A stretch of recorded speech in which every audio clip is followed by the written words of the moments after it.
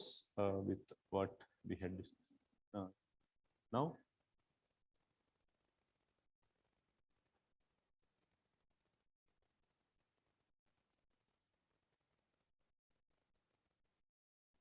Okay, so this would be the last session I would be taking. So we'll try to cover most of the fundamentals which would be required for you to. So we want to reach to a stage where you could interpret some scholarly articles and you can build your own neural networks during the lab session and beyond. Okay. Any doubts till what we have discussed till now? Any doubts or queries? Okay. Okay, if not, we'll try to go further and build some more involved convolutional neural networks. Okay. So let's take another example.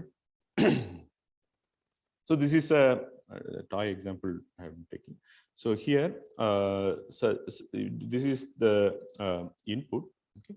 This is m cross n cross 7, let's assume. So now you have 4 filters, each of size 3 cross 3 cross 7. That means what it means is this is the spatial thing here, and this is the number of channels. So sometimes you draw the spatial thing like this and the number of channels like this. So it is drawn in the other way.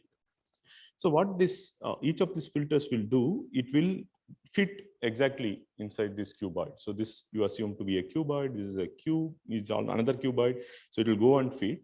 And how many unique locations we can keep it, assuming there is 0 padding, right? How many unique locations? M cross n locations we can keep.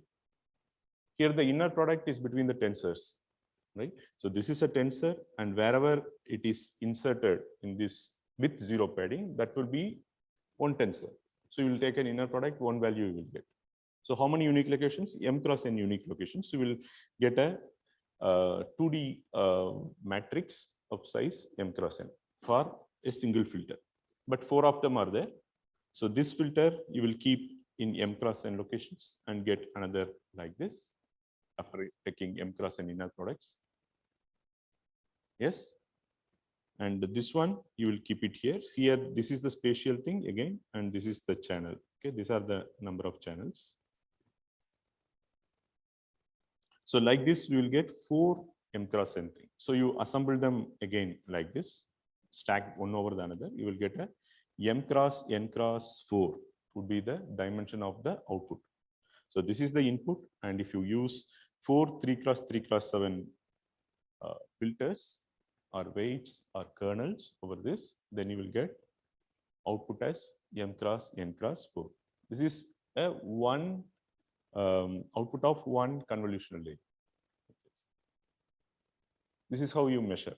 Okay, so the number of dimensions of the output of a convolution layer depends on the number of filters you are using. It's the same as the number of filters you are using. And the spatial resolution, if with 0 padding, it is same as the input. And the number of channels in your filter or kernel will be same as the number of channels of your input. These are certain things you should keep in mind. So with these rules, so again I will repeat, so number of channels in your output is same as the number of filters you are using. And the number of channels in your filter is same as the number of channels of your input. Right? So normally we skip these steps. This is understood that these are being done internally. So we'll write this and the number of filters of which dimension and directly write this, which is what is required. Finally, these internal things are for you to understand that something like this is happening. Okay. So let's move on. So now there is one more type of convolution, which is called 1 cross 1 convolution. So in all the other filters we have seen, there is a neighborhood or spatial support. For an example, this has 3 cross 3. So every pixel in the output depends on a 3 cross 3 neighborhood in the input. Right? In this case, if this is the spatial thing, this is the spatial thing, and this is the channel, right? So if you have 300 channels of some resolution m cross n or whatever, right? And you want to design a filter for this, right? So you need to have 1 cross 300 would be dimension of each filter. Because I told that the number of channels in the input is same as the number of channels in your filter. Okay. Now it is 1 cross 1. That means every filter output does not depend on any of the neighbors spatially. Right? What it will do is this vector of size 300 would be inserted at every possible location of your input spatially. And then inner products will be taken. And finally, you will get how many unique places you can keep it. How many unique places you can keep it. So as the dimension of the original image or original tensor, it's a spatial resolution of the original tensor itself, right? So each of this filter 1 cross 300 will give us with zero padding a 2D matrix whose spatial resolution is same as the input spatial resolution, right? How many such you will get? It depends on then how many filters you are using.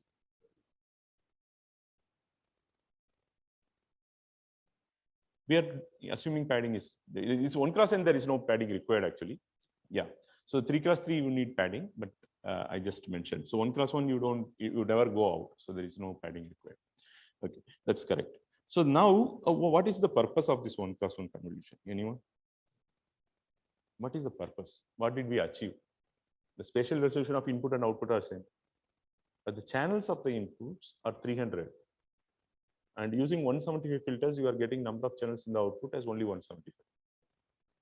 That means you are doing a dimensionality reduction in the channel dimension of that input tensor. Yes, that is one advantage. Suppose you want to, like, you see some redundancy in the channel, you think that the number of channels could be reduced, you can do that. It's something similar to the PCA, which does it, right? Principal component analysis you would have studied, right? It's a similar idea, but the methodology is different. And what could be the other advantage of 1 cross 1 convolution?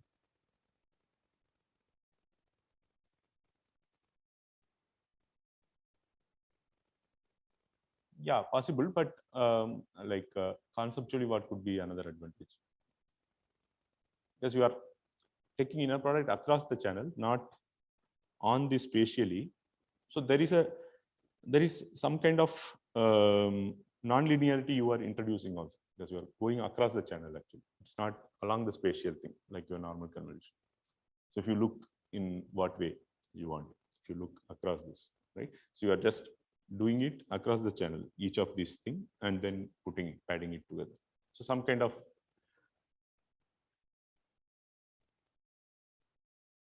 yeah, that could be useful, but channels, there is not much meaning in sense, because each of them came out, we are just stacking it for our representation purpose. So there is nothing it is conveying much, right?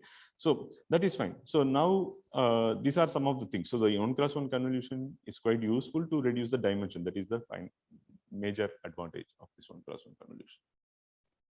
Okay. So let's take one more example.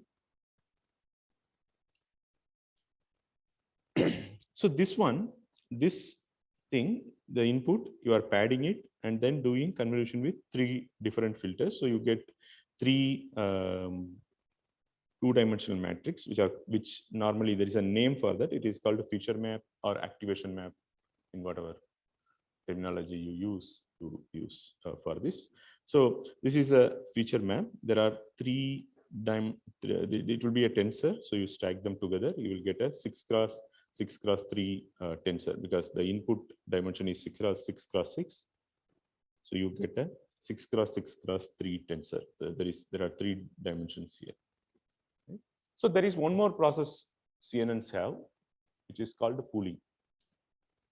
So we saw how to reduce the dimension channel wise using the 1 cross 1 convolution. So how to reduce the dimension spatially? That is done through a process called pooling. So what you do, so you get this one, which is of the same spatial resolution as the input.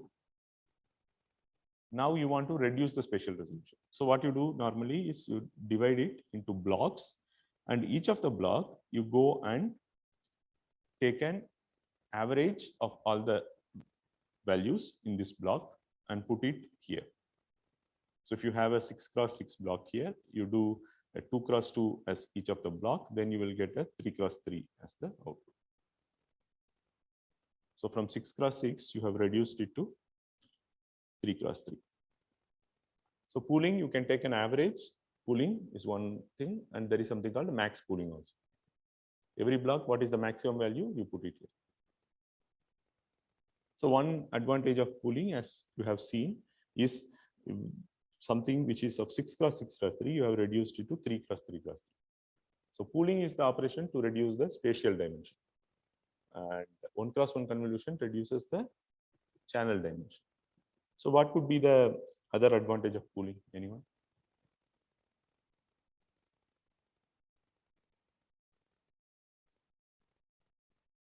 It's like downsampling, right?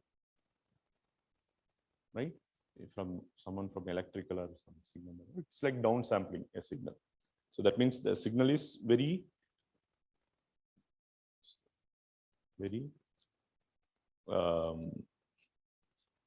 finely sampled here. Here, this is sparsely sampled. Okay.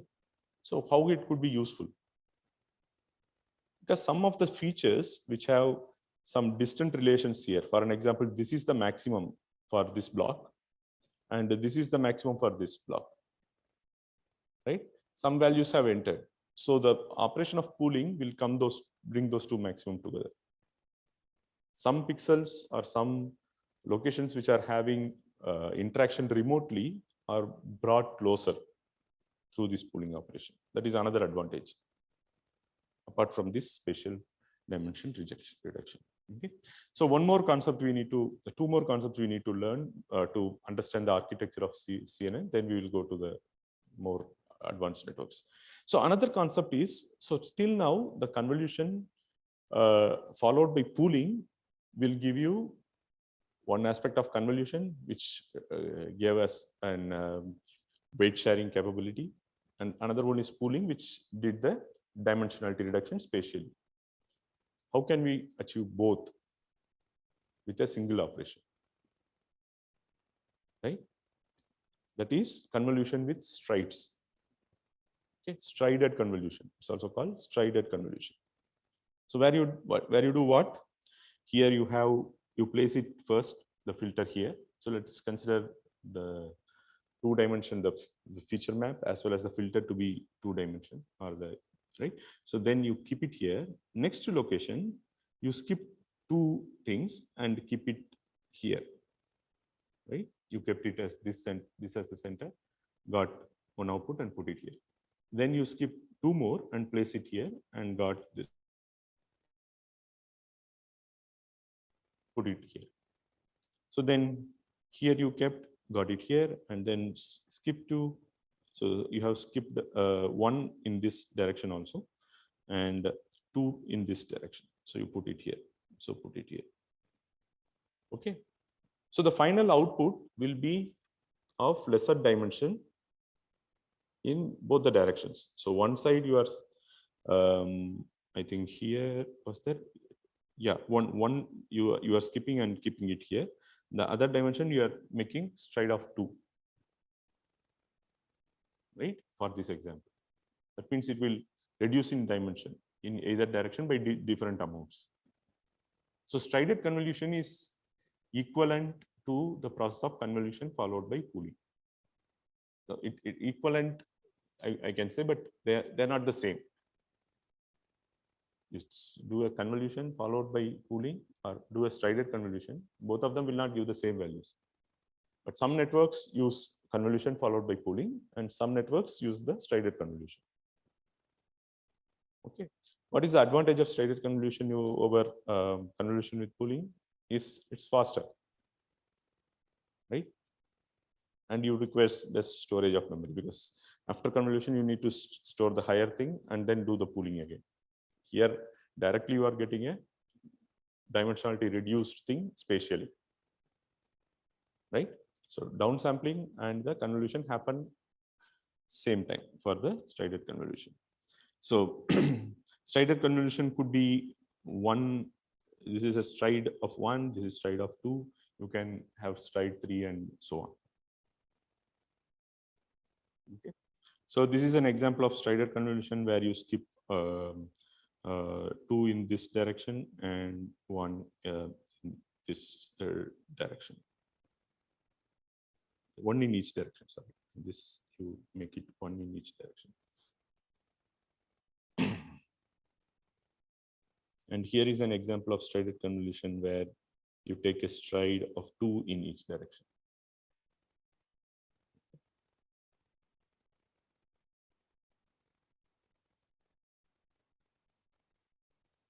So this is an illustration of pooling only. So let me skip this. Let me talk about one more important aspect, which is called transposed convolution. One more layer which is used, which is called transposed convolution.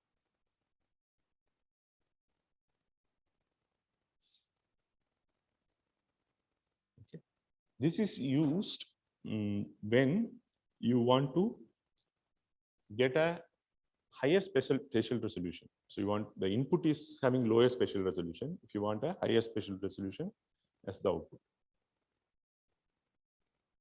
Okay. What you do is original input is only this white one, but here you allow the center pixel to be outside this also after 0 padding. Okay, the filter is here, and you here what will happen is this filter coefficient multiplies only one of this input, all others are 0, but that is also getting you a value here, right? So if you do this and keep the filters in all these areas, that means the number of possible locations with overlap increases by 1. So input was 3 × 3, output you increased in each dimension 1 row or 1 column. So it will be 2 rows or 2 columns each thing. So up, top and bottom, left and right. So what is the output? It is a 5 × 5. So 3 × 3 is the spatial resolution of input. Output you are getting a 5 × 5. So let's take another example. Here you want to change 3 × 3 to 7 × 7. So one trick you can use is already the input, in between also you introduce some 0 rows and 0 columns. Then again using this 3 × 3 with overlap, you want for inner product you need an overlap, right? So we can keep it all along this, right? This region for an overlap. Already you introduce zeros in between also. 2 rows you already introduced, 2 rows and 2 columns you already introduced. 2 rows and 2 columns added up due to the relaxation you've made in the process itself. So the output will be a 7 × 7. Everyone understood?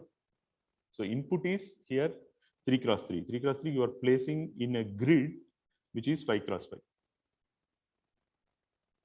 Right? And then taking inner product with a 3 × 3 kernel. So the output became 7 × 7. So what will happen if you place this 3 × 3 in a 7 × 7 grid?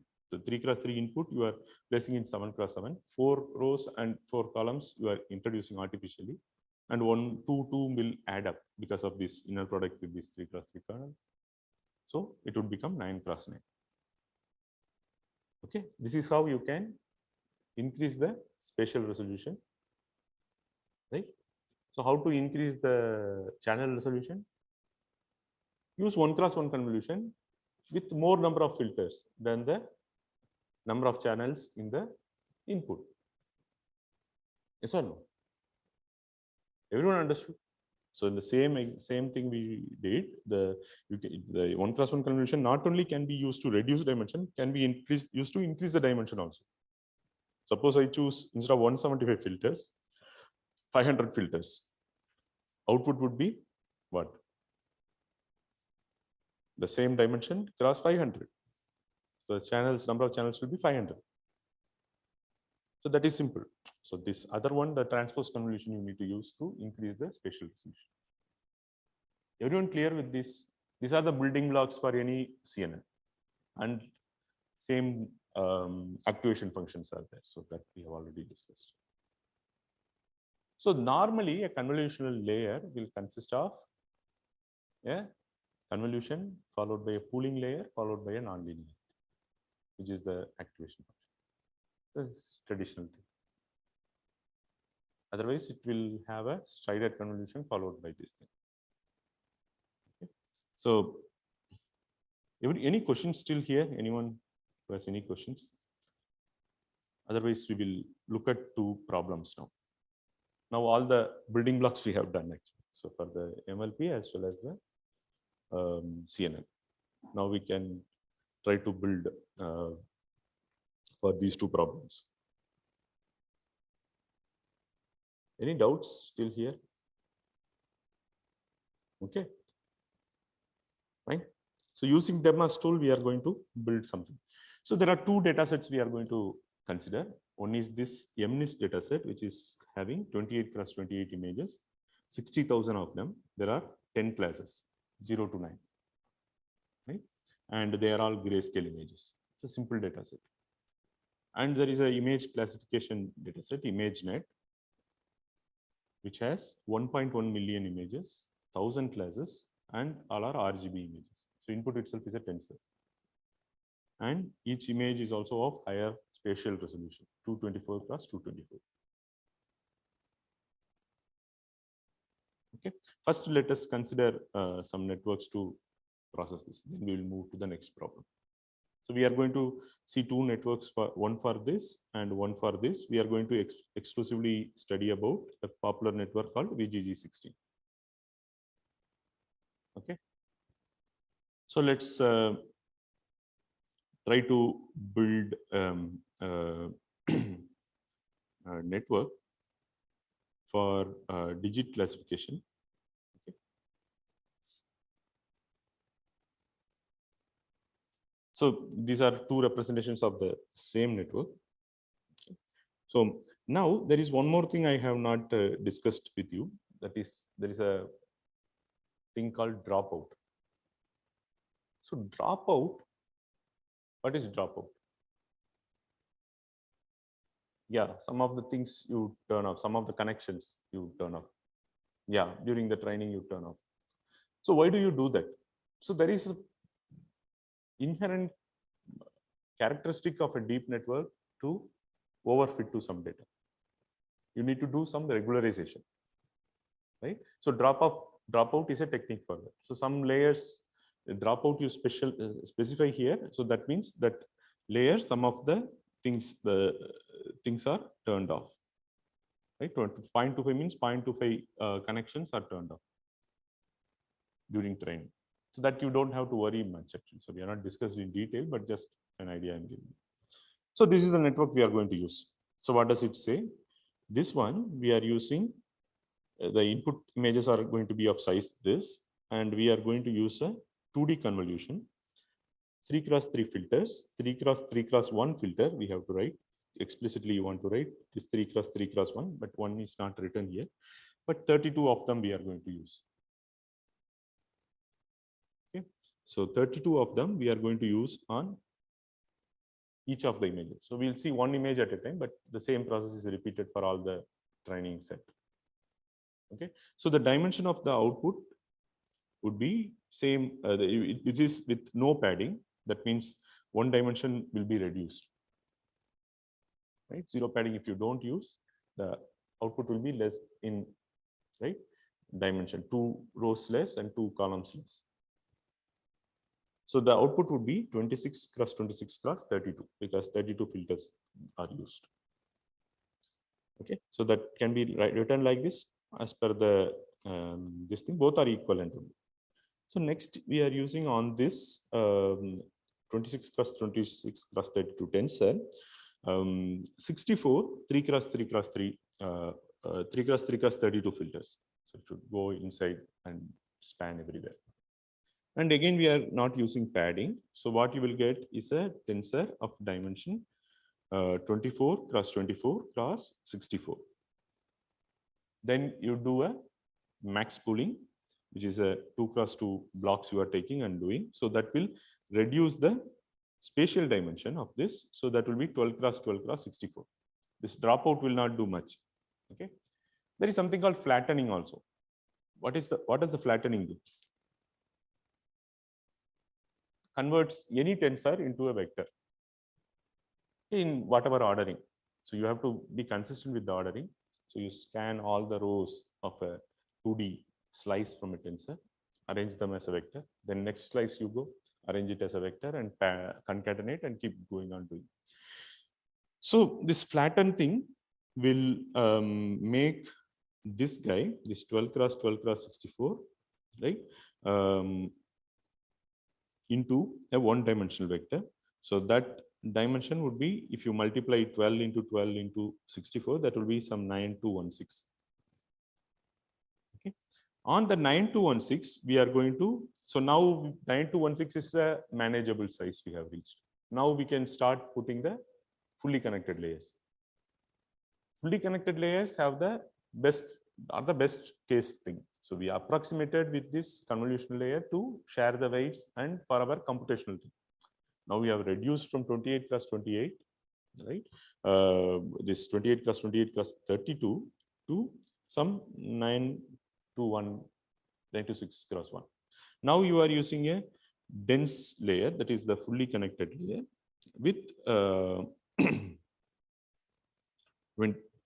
28 of them. Okay, so that means with ReLU as the activation, all of them also have ReLU activation function. So after the convolution, you are doing ReLU also. So that is not, I didn't mention it. So this also has ReLU, and you will get a dimension of 128 cross and 9216. So this is a matrix, this thing only, the output, this thing times this. So this fully connected layer will comprise of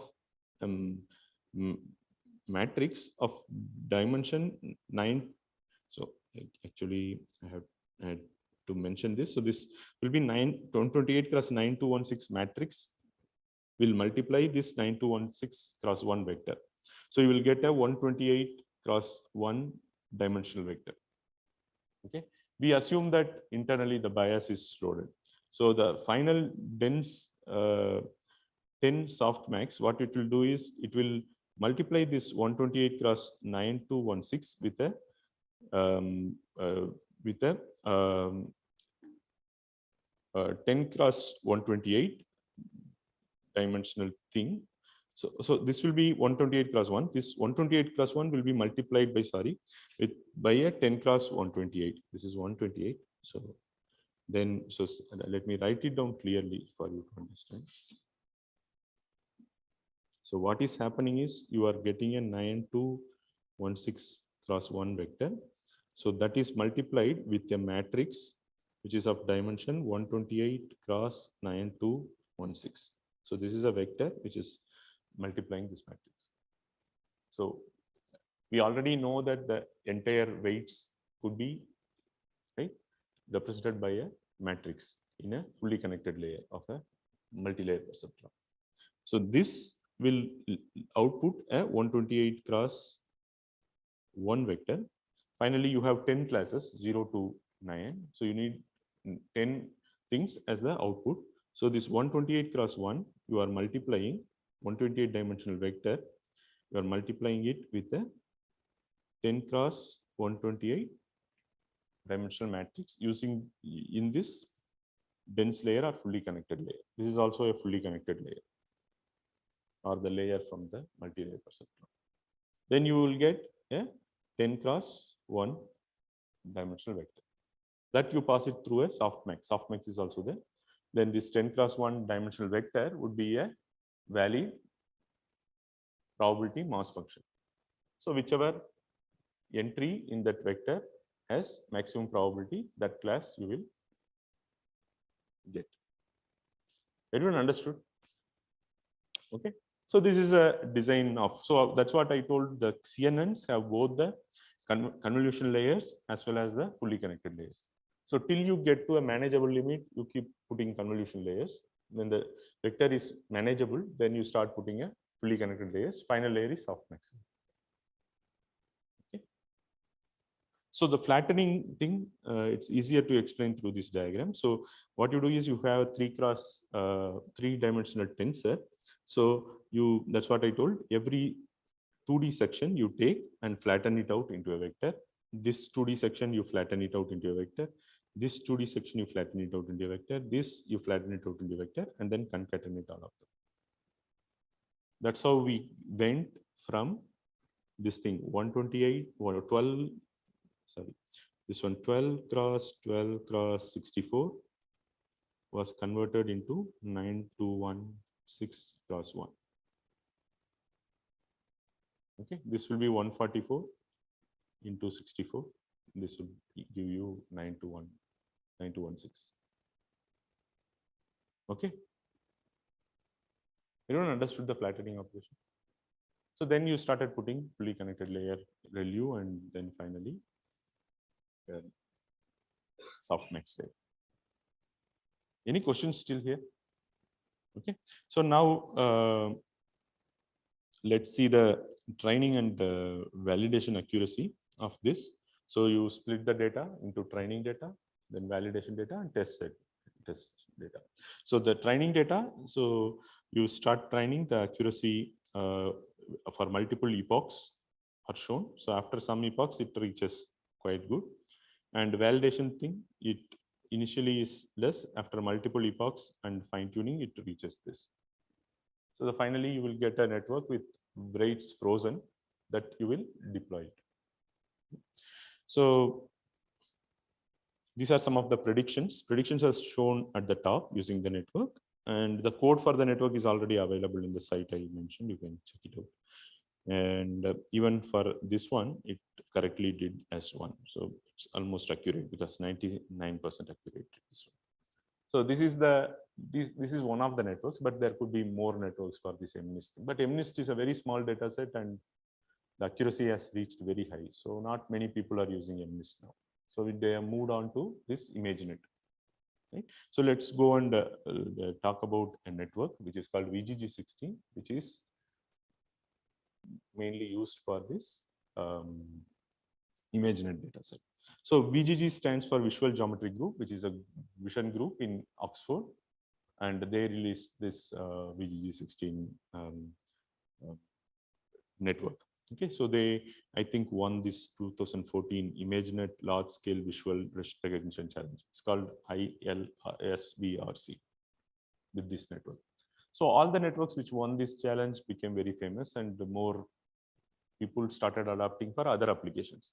So there should be a benchmark in each field for you to say that this is the best thing, right? So everyone tried to model in that time their networks with some novelty in the design, and then wanted to use it on ImageNet and show that it achieves best accuracy. Then people started adopting it. Okay. So let's talk about this VGG16. So this uses zero padding, okay, and it contains, I think, 6 blocks. Okay, this is the first block which we are seeing here. So input is an RGB image. It should be a tensor of dimension 224 cross 224 cross 3. Okay, so now if you see the first block, it looks like this. So it has a convolutional thing followed by ReLU. 64 cross 64 filters, each of size 3 cross 3 cross 3. The output of the first one will be 24 plus 224 plus 64. The second convolutional layer uses 3 cross 3 cross 64. You will get 224 plus 224 plus 64. And there is a max pooling layer, and then you get a dimension of 112 plus 112 cross 64. This is fed into the next block, right? So next block, the input is 112 cross 112 cross 64, and you have 128 3 cross 3 cross 64 filters. So then you will get 112 cross 112 cross 128. So again, you do the same thing with 128 filters, each of dimension 3 cross 3 cross 128. So you will get 112 cross 112 cross 128. Again, pooling layer will bring it down to 58 cross 58 cross 128. Okay, this is fed to the third block. So I'll show the entire architecture after discussing each of them. Okay, so this 56 cross 128 goes into 256 filters, so it becomes 56 plus 56 plus 256. Then again, it goes into another 256 filters and another 256 filters and followed by a pooling. So you will get a 28 plus 28 plus 256. Everyone understood how the dimensions I'm calculating, right? Everyone understood? Because the channels of the output always is same as the number of filters I'm using, right? And the third dimension of the channels, number of channels in my filter is same as the input channel dimension. Right? These two rules you remember, you can easily write it down. Yes? Okay. So next, this one will go into, now you have reached 28 plus 28, which is the same as your dimension of your MNIST data set. Right? So now the things are almost same as that. So you keep reducing it to 14 plus 14 in this one, and again you reduce it further. So these two, block 4 and 5, are almost the same in architecture, but yeah, from 28 plus 28 plus 256, it goes to 14 plus 14 plus 512. This one goes to 7 plus 7 plus 512.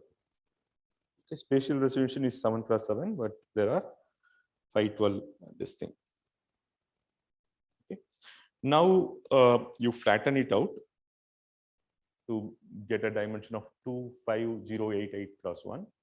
Then you use a ReLU, you use a fully convolution layer followed by ReLU. Fully convolution layer, you have the number of outputs to be 4096 and the number of inputs to be 25088. I put 9 to include bias, but it's not required actually. So if it is inherently taken off, you may not use it. So then followed by some dropout of 0.5. And then this also has dropout of 0.5. And finally, you will have a final this one, the fully connected layer will be 1000 cross 4096 or 97. Then it's followed by softmax. So you'll get a 1000 dimensional vector because there are 1000 different classes in ImageNet. Okay, everyone understood? So here also same this thing. So you keep reducing the dimension till you reach a dimension which could be handled using fully connected layer itself, right? Then you feed it into fully connected layers ReLU, and then finally the softmax layer. So final output is 1000. So the entire thing would be this thing. So this are grouped actually. So there are some people call it blocks. So this is group 1 comprised of this CNN 2 times applied, CNN 2 times applied, the same CNN 3 times. So they are compressed like this and drawn like this. The group 6 comprises of fully connected layer and the softmax layer. So the final thing would be a 1000 dimensional vector which contains the PMF. So how you will interpret is finally after training is done, you send an image through this and get a vector. So which entry or the which number in the sequence has the maximum probability, that class label is the class label of the input image. Okay, everyone understood? So this is the complete architecture of VGG16. It's quite famous network. Okay. So now let's see some of the performances of this. So the top 5 probabilities are shown here. So it's doing quite well.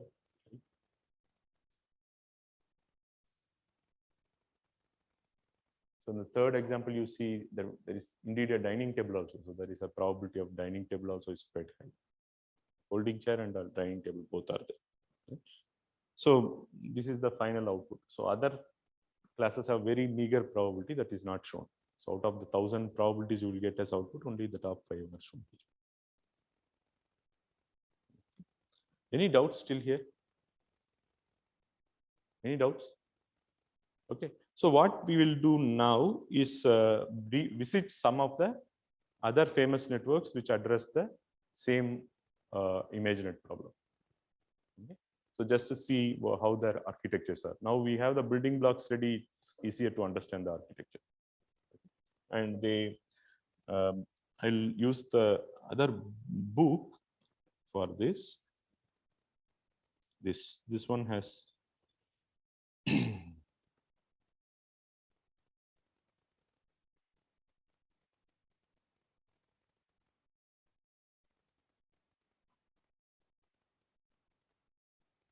Yes. So let's go here. So before this VGG, there was a network called AlexNet. Okay, so which was, I think, in 2012 or something. Yeah, in 2012. So this AlexNet this is the architecture for both the data sets we discussed. First one is the architecture of AlexNet for the for the MNIST data set. The next one is the architecture of AlexNet for the ImageNet data set. One thing you can see is pooling is there, as well as they are using stride also, okay, to reduce the dimension quickly. And there are a couple of fully connected layers and final layers of mix. Same. Okay. So the activation function they were using was also, I think, ReLU. Hello, sir. The code is given, you can try it out. Okay. So next thing is this VGG we just saw. See this. Okay. This is the VGG 16, which we just saw.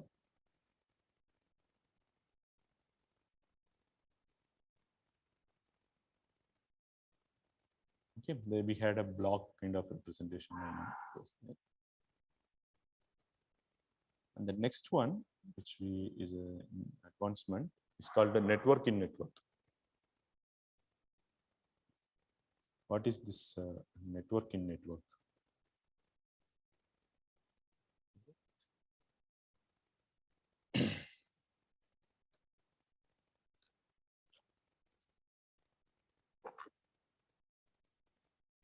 What is the fundamental difference? You can see this is a VGG 16 is given on the left side, and network in network is on the right side. What are the two differences you can notice?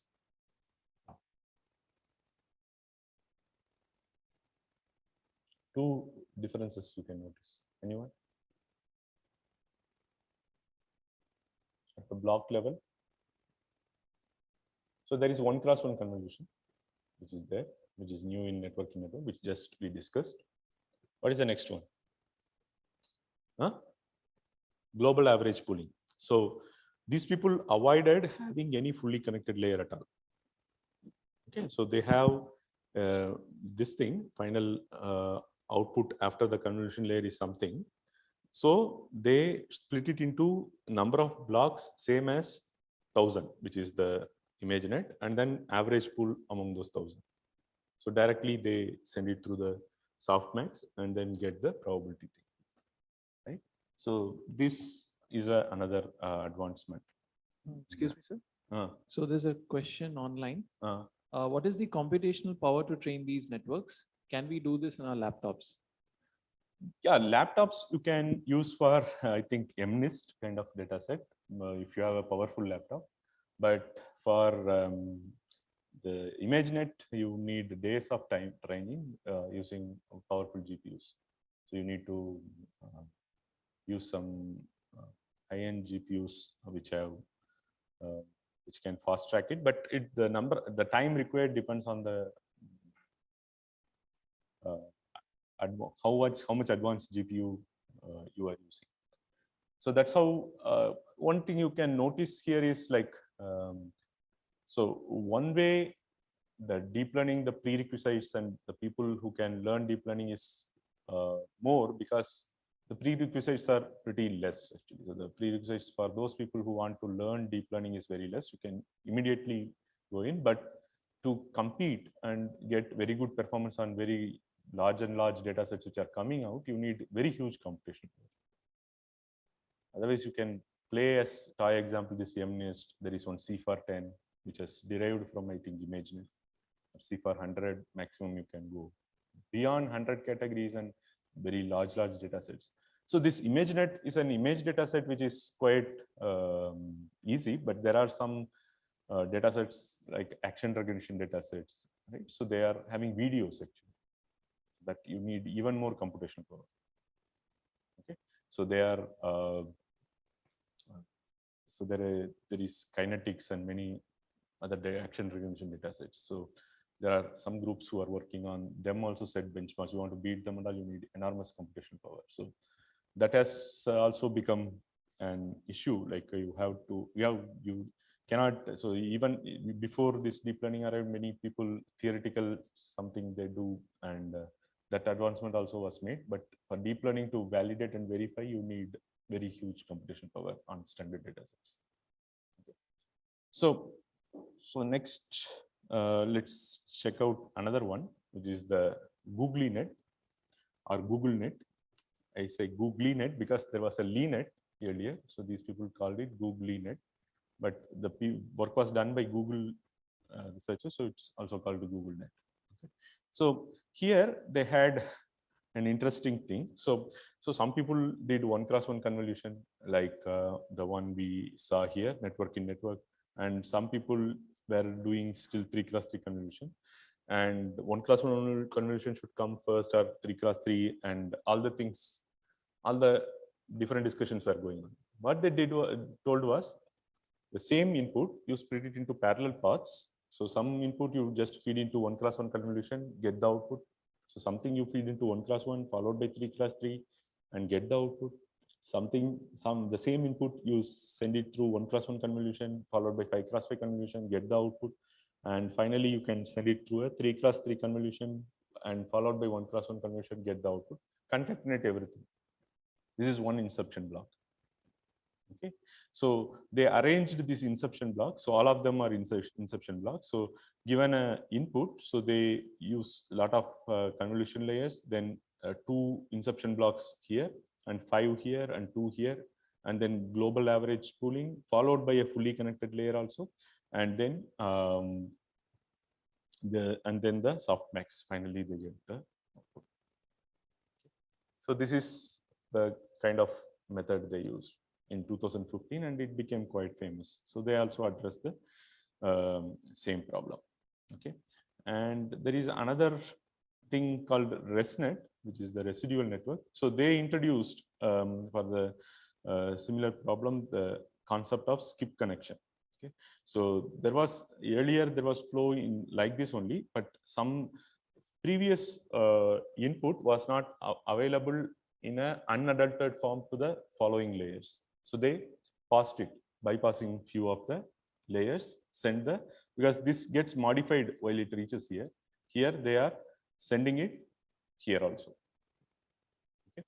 So this they use the skip connection like this. So they use it directly also with 1x1 convolution also, and then design this. So this is the ResNet 18 this thing. So they also use a global average pooling followed by fully connected layer and softmax, and then do this final assessment.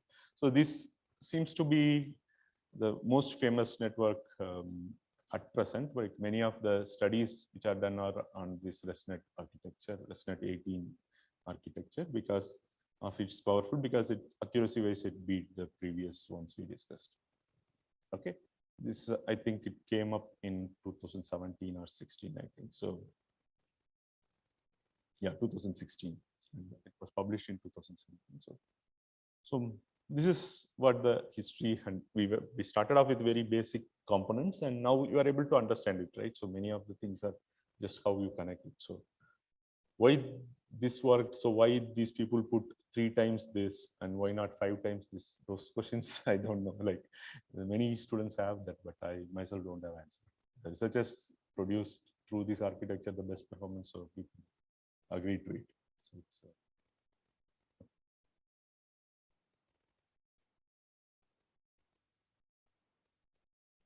yeah.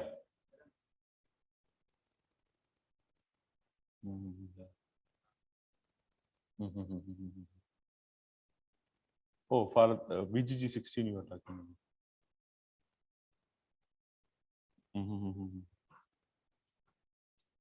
More. Yeah. Yeah, I get your point actually. I think I think maybe the initial stages, as you discussed, that is a good question. So initial stages of this VGG16, for an example, does some edge detection and everything. So probably for higher level tasks, you need more filters to get out those features actually. So that is the thing. So this is a good question. So if you want to analyze this, what it is doing, so the initial few layers would normally do some edge detection and low level operation like basic image processing. This last few layers, because the closer you reach to the softmax layer, they are the ones who have to identify some object, right? So with each filter should give out eyes, legs, nose, and tail, and so on. So that's why maybe more filters are required towards the later stages actually. So let us see some responses. So I would not tell you this thing. So there is some way to get that. I don't want to get into that. But the first few layers, if you see, a lot of them are doing some edge detection kind of thing. So this is in the some more layers. Some features are evolving. So if you go to the last layers, there are some eyes and some parts are evolving, right? These are filtered responses. So activation maps you take out from different layers. So as you go towards the end, you get more and more good features, nice features like this. Okay. So what you do is there is some way you can increase. So I'm not discussing it fully, but increase the activation map from any layer, right? You like perturb the network by doing some operations so that the network itself becomes more responsive to certain kind of feature you are taking out from that layer. So that's how you visualize these things. So each layer you can visualize and analyze what features it is looking at. Okay, so the last few layers would look at some of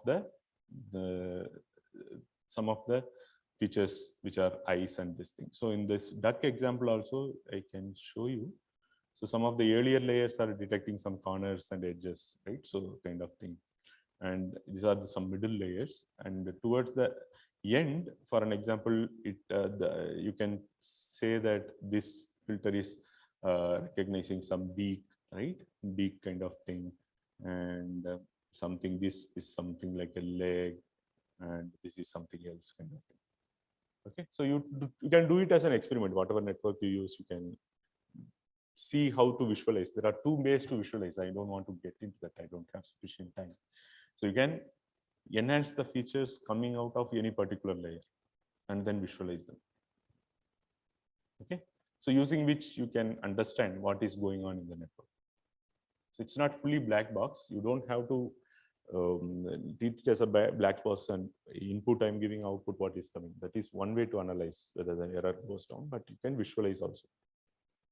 And another important thing people have been doing with this VGG16, which is pre-trained. So the people have released the pre-trained network. And for the ImageNet classification, you need to have the network fully. But for some other tasks, for an example, so the data set is different, but you are doing recognition of something else. So because the initial layers, as I told, initial layers are doing some edge detection and some low-level tasks, right? So like this thing. So what people normally do is you freeze the weights of this initial thing, right? You freeze that, don't back propagate, so that your computations are less.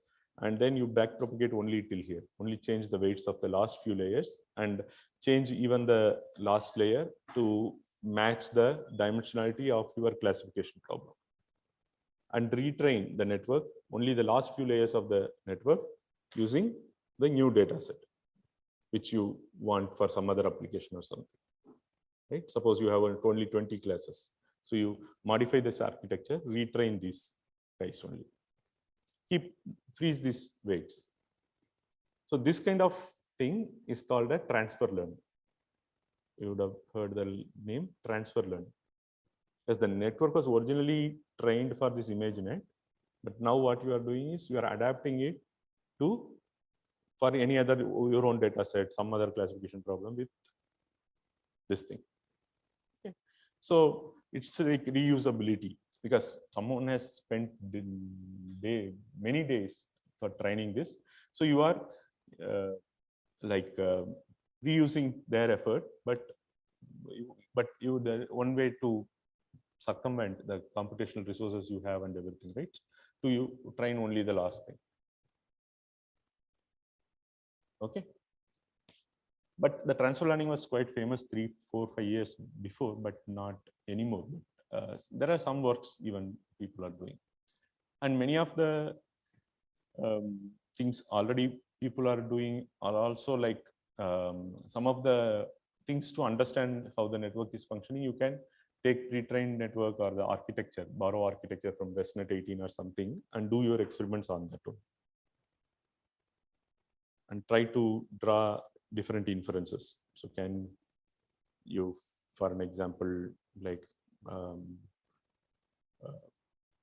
you want to understand the network better. So let's leave it at that.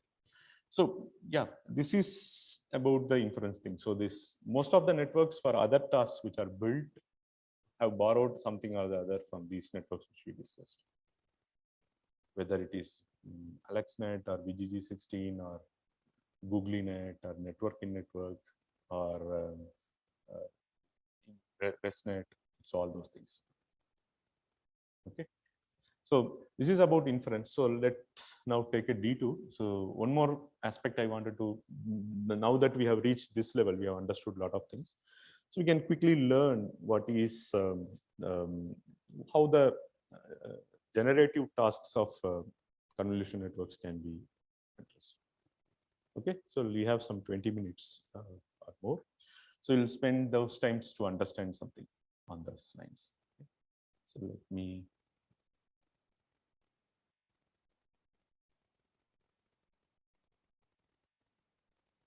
Let us talk about something called autoencoders. Autoencoders. Why learning autoencoders is important? Okay, they are going to give you the flavor of something called representation learning I was talking about in the case of CNNs. So autoencoders are also CNNs only, but they are for synthesis tasks or generative tasks compared to the CNNs which we saw in the latest ones. Okay, but we can put them, so they're different in the sense that you can call them semi-supervised learning also.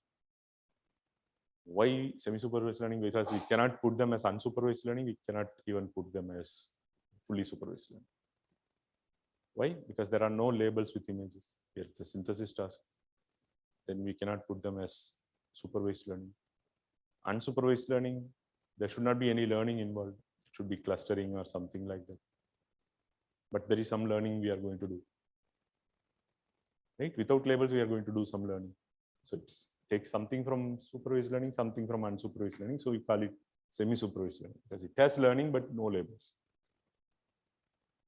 Okay. So how many of you are familiar with autoencoders? No? Okay. So not many. Okay, let's go from the basics. So I'll give you a flavor only how much ever can understand it. But it's a very nice concept actually.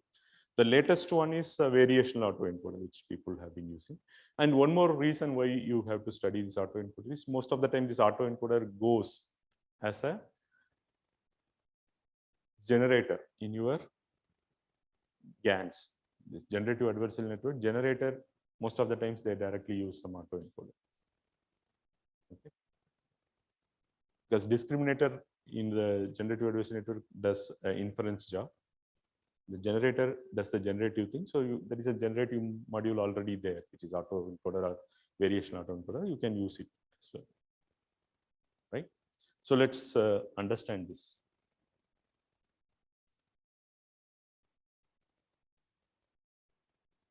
Suppose let's take a look at this image. So I'm teaching this also from this Andrew Glessner's book. I'm borrowing images from this book. So there is a cow, there is a zebra. Okay. So you want to blend them images. Okay. Directly you blend it in the image space.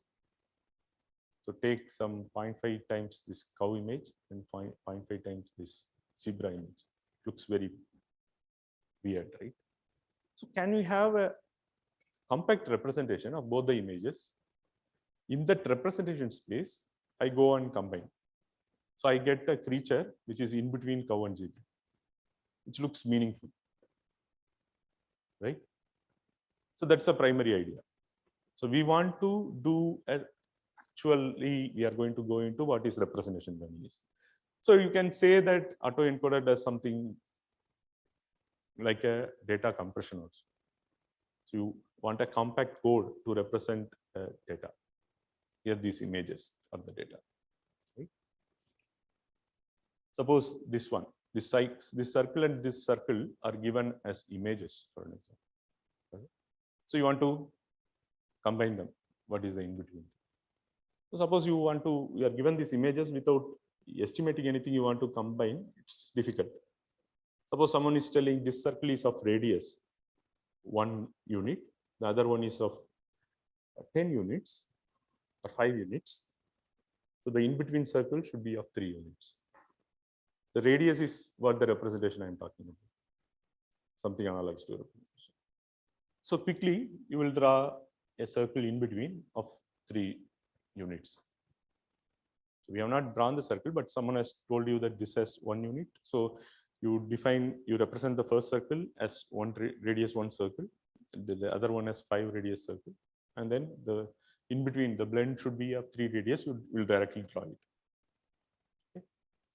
So similar way, so suppose someone wants to blend this cherry and orange, 2 words. Right? So what they will do is, what is the alphabet which is equidistant from C and O? What is the alphabet which is equidistant from H and R? What is this equidistant from E and A, and so on? And take out those middle values. This will give a meaningless thing, right? So the representation is very important actually, right? So that's what I'm getting.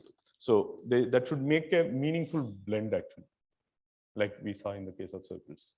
So now the encoding in traditional sense can be either lossy or lossless.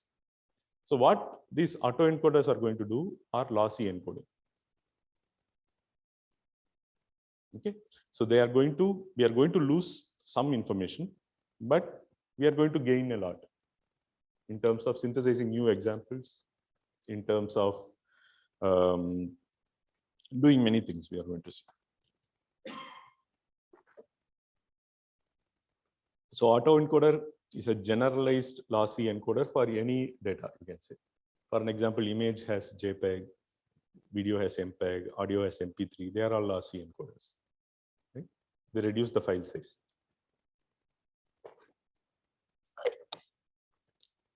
But there is this Morse code which people used to type for the telegraph earlier. That is a lossless encoding. Whatever the user conveyed, there is a unique pattern for each of the alphabets and symbols that can be reproduced at the receiver end also. Right? But that kind of encoding we are not seeing. We are going to see a lossy encoding. Okay. There will be some error. So the input and output are not going to be the same after you compressed it. There will be some error. However infinite amount it is, there will be some error. So let's design an autoencoder. So autoencoder comprises of 2 parts actually. So let's design an autoencoder using the first principles we learned using this MLP and fully connected layers. Then we will extend it to CNN based autoencoder. So suppose someone is giving you 1000 numbers. You want to represent those 10,000 numbers by only 20 numbers. So what you will do? You will have a fully connected layer, which will have a matrix of dimension 20 cross 10,000, which will give you 20 numbers. This is the encoding part, right? Then there should be a decoding part. In the decoding part, what you will do? This will be a matrix of size 20 cross 10,000. And here you will have a 10,000 cross 20, which is the decoder. This is the encoder and this is the decoder. Finally, end to end, you are getting 10,000 numbers are there and 10,000. So the vector dimension will match end to end. Okay, so whatever you are getting here, this 20 dimensional vector, this is the encoder version of the original input. But from this 20, you are getting this 10,000. This is the decoded part, but this is lossy. So this will have some error. So you take a difference between. So that's why we call it a lossy. So you can visualize it like something like this also. So there is a flow of data from input to output. This is 10,000 wide and this is 20 wide. So there are two bottles which are connected, something like that you can visualize physically. So this is the bottleneck. So this name of this region also is bottleneck. So the name for this one came as bottleneck due to this. And there is a name for this 20-dimensional vector also. It's a vector lying in a space called latent space. Okay, the space where this 20-dimensional vector lies, that is called a latent space. And the region in the network from where you derive this latent space vector is called this bottleneck, because it's like two bottles being concatenated, right? Now let's do this thing. You keep showing this tiger image for an example. Okay. So it is a 10,000 pixel dimension for the network, and you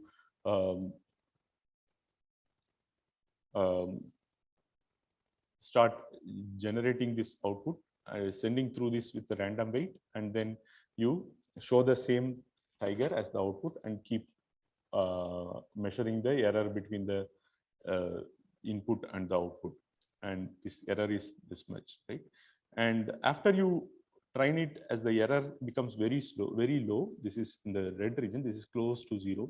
Then if you have, through the same network, you send this kind of an image, right? That means it has learned to generate a tiger image very well. So the weights are adjusted in the decoding part, right? The decoder part, to generate only tiger image. Because only one image, tiger image, you are showing and adjusting the weights. So doing back propagation and adjusting the weights and so on, like your normal MLP. Then next time you send a image like this, also you are getting a tiger image. The difference is like this. Why is this happening?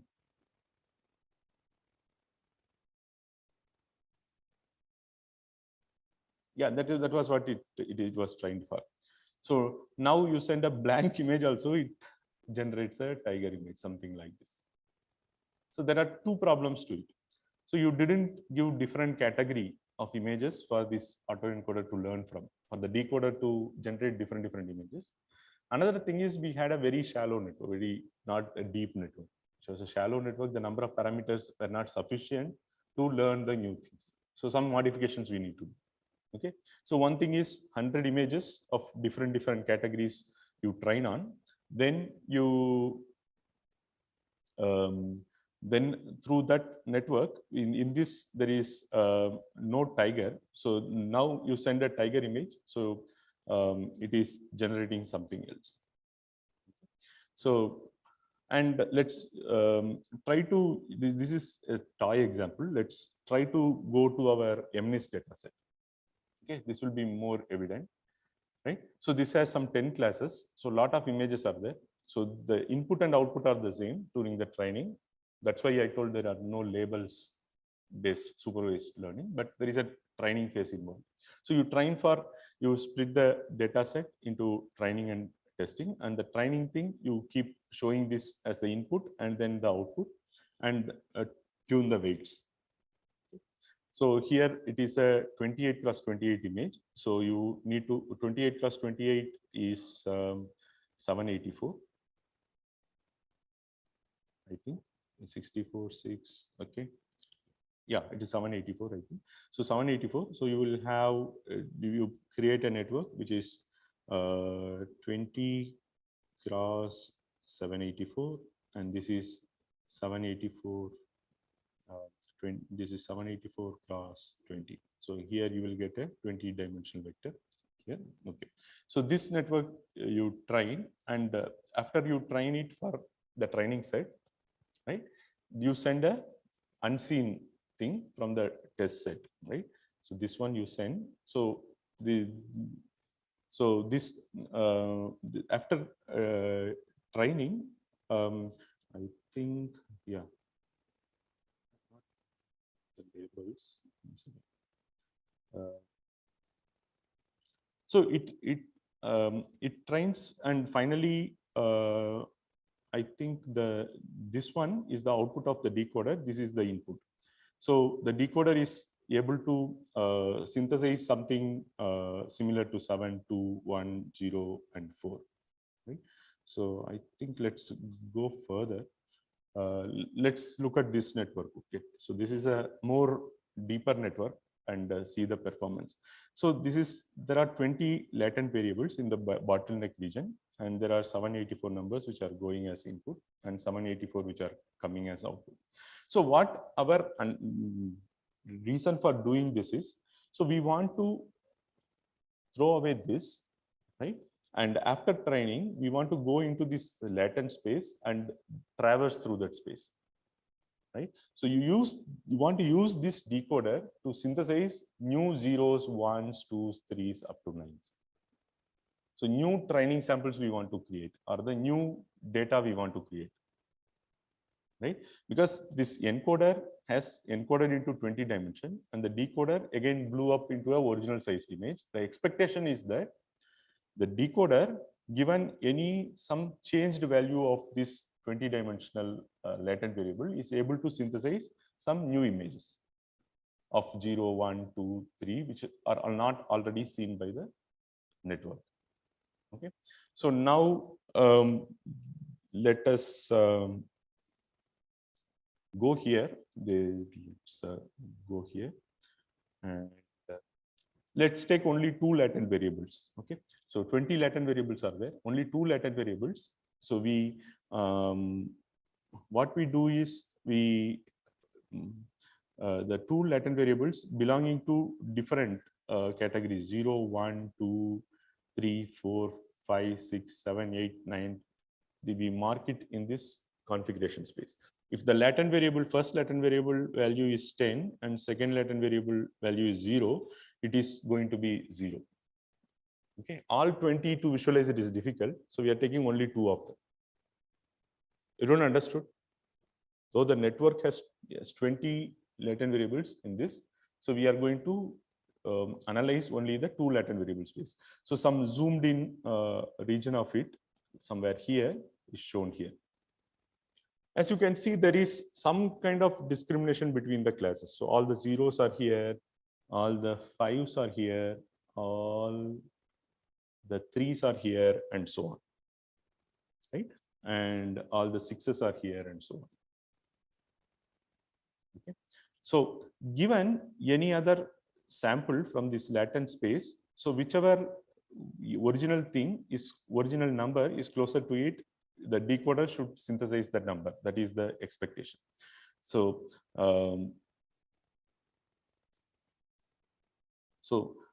these are some of the numbers generated after you take out something closer to 7, right? So these are 7, and this is 0, this is 1, and so on, from the latent space.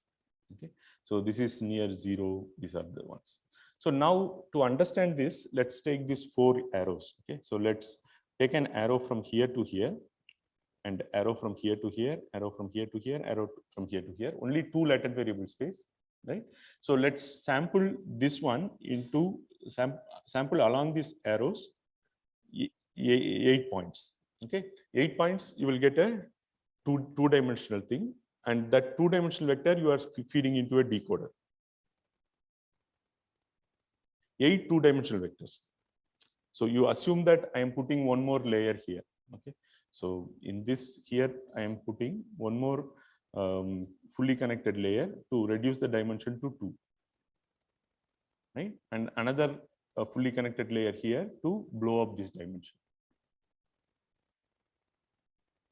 Okay, so instead of 20 we have 2, so let's mark it 2 for an example here, or you have one more fully connected layer to make it 2. So now if you can see, as if you go to that original figure, all these guys, this A, all of them correspond to something like 2, and the A arrow is here, and B thing goes from here to here. So this is going from 3 to 9. I think C is this arrow and D is this arrow. So you keep feeding those latent variable, it synthesizes some examples similar to the area. So B, let us take, which goes from here to here. So it goes from 3, some B was something like this. So B went from 3 to something else. So you can see 3 to 9 it synthesizes as we sample more latent variables from here and feeding it to it. So finally what you can achieve is, so given you have trained sufficient number of samples which span the latent space, given any sample from the latent space, you give it to only the decoder, you can synthesize new examples, right, which are similar to the training set. So this corner of B to be 2 and this should be 9. So it synthesizes some in-between things. So this is a proper blending, right? So this is like looking like a digit, which is a blend of 3 and 9. Everyone understood? Okay. So what we have in summary is this autoencoder.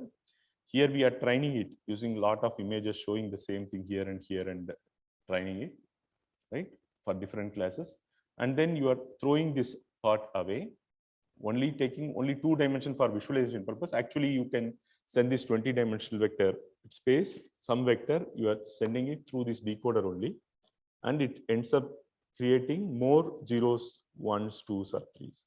If it falls in between a region 0 and 1, it will, the final digit will look somewhat like 0 and somewhat like 1, something like that. Everyone understood this? Okay, the decoder can synthesize new training samples or whatever this thing. So the more advanced thing is called a convolutional autoencoder, which has this all the MLP layers replaced by convolutional layers. So one of the example is shown here.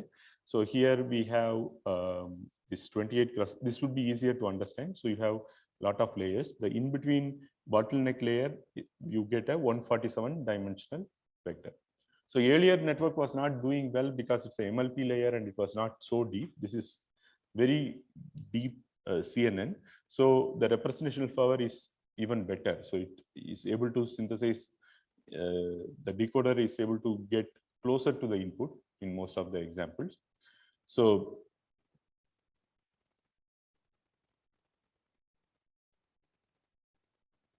one of the things we can use this one, this autoencoder we designed is for, you can give a noisy image and to clean up the image. Okay, so you can noisy image to be, this denoising is one of the applications of this. So I don't have sufficient time to go through everything, but this is the visualization for this. So if you see convolutional autoencoder, the different regions are segregated much better than the previous one, right? So you train for different thing, take out the latent space variable and visualize it in the space. Then all the categories have different things, right? Okay, they are well segregated here than compared to the MLP kind of thing. So this denoising application, you can read the book to understand it. So finally, so we have some few minutes only. So there is one more thing. So how to get the variations of this? Like, so what is this variational autoencoder? So you add some randomness in the latent space, you can say. So you don't feed in the same latent space vector to the decoder. After the encoder, it compresses into a finite dimensional vector. You perturb it using some distribution, or use that to draw from some distribution and feed it to the decoder. So that's why it is called a variational autoencoder, variational convolutional autoencoder. Okay, so this is a generative example. So it is used for denoising and many other applications. So, and yeah, so any other questions you have? So I couldn't cover in full detail. I didn't have time, but you can read the book to understand this autoencoder part. It's quite interesting, and the variational encoder as such is quite useful to solve many problems you encounter. And also the GANs. So GANs, you have one generator and a discriminator, which do a min-max gain, and then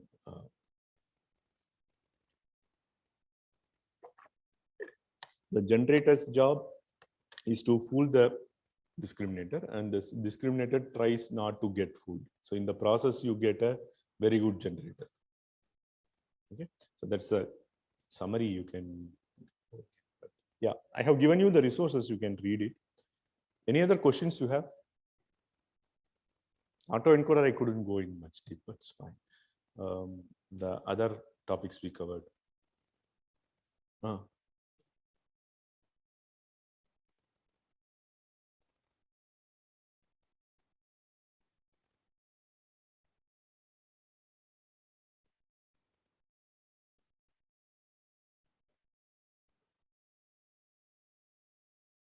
Yeah.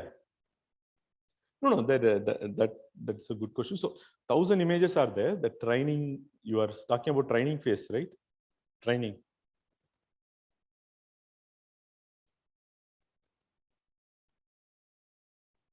Mm-hmm.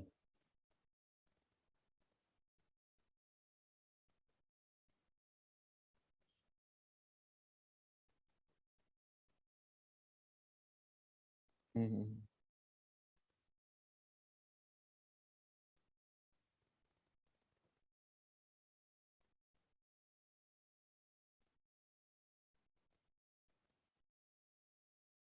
Mm. Yeah. You know, each image in the sense. Yeah. So you have some labels, the training set, or you want to do it in a supervised setting or which setting? Unsupervised. Okay. Then you need to use some clustering methods, right? So spectral clustering or k-means clustering, those things you can use.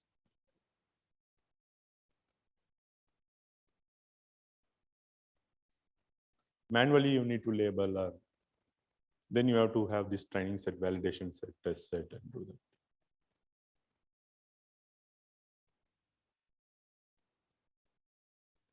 No, but supervised is always better. If you don't have labels, you are just. I'm not understanding what problem you are talking about. So, what you want to identify in the image?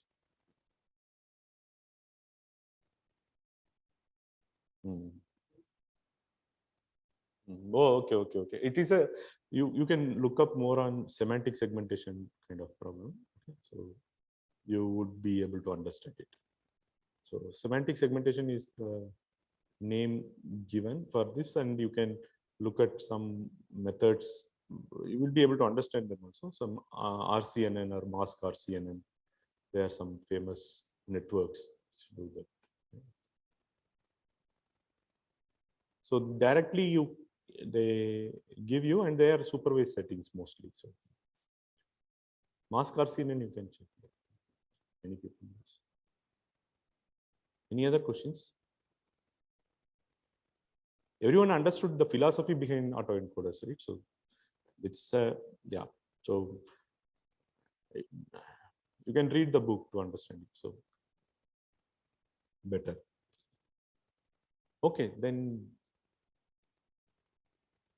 we can wind up this session. So if you have any more questions, you can mail me. So you can find my email ID in the website after you go back also. Okay. Hope you have a good time here. Okay. See you.